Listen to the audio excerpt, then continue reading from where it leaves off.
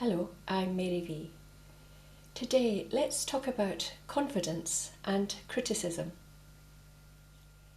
When I was just starting out, I got hold of a couple of vinyl records of Leonard Cohen playing the Tchaikovsky, the Mendelssohn, and it was so good.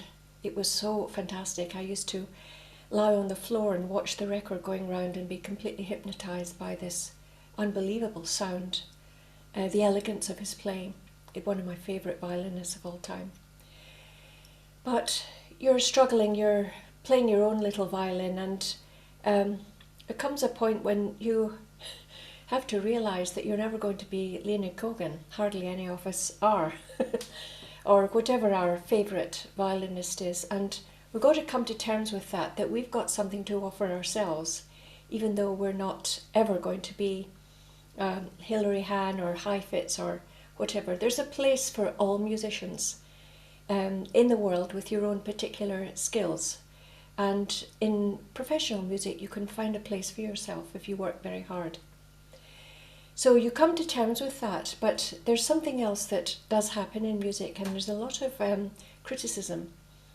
And one of the best philosophies, in order to toughen yourself up and deal with it all, is to know exactly where you are, to know exactly what the truth is about your own playing. And the trick is, don't imagine that your playing is better than it is, but also don't imagine that it's worse. If you keep dragging yourself down, then other people's criticism is going to find it very easy to drag you down. But if you think about it, it's not a realistic view. The person that needs a realistic view of your playing is yourself. If you do a performance and everyone says, "Oh, that was marvellous," and everything, you don't exactly believe them. You analyse yourself. This was weak, this was quite good, I'm pleased with this, I'm not so pleased with that, I need to work on that. But there's a sort of toughness in that attitude, in that you're the final arbiter of whatever criticism. And don't indulge in negative criticism, because it's just destructive. Because we're not in competition with anyone. Life's too short for that. We're in fact expressing something marvellous in the world. The spirit, our own spirit through music. And that's a marvellous thing in life. So that should be the guiding principle of your philosophy.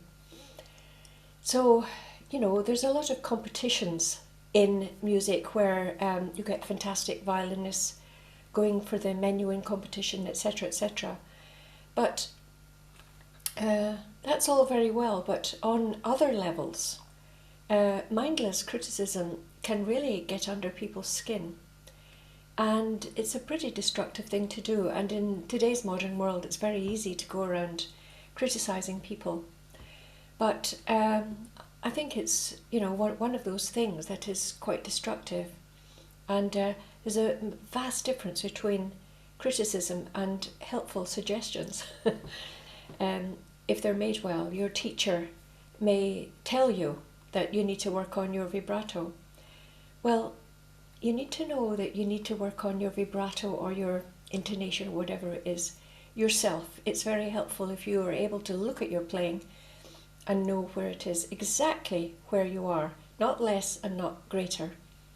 So I want to encourage you to have some strength, to get a thick skin about it, and have your own philosophy where you can succeed.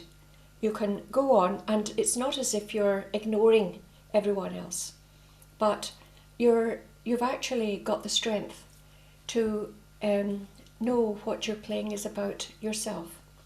You can rise above this sort of chatter of criticism.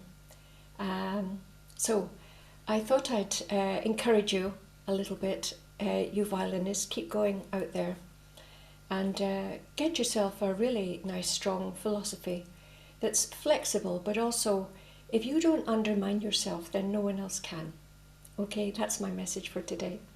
So I'll say bye-bye for now. Bye.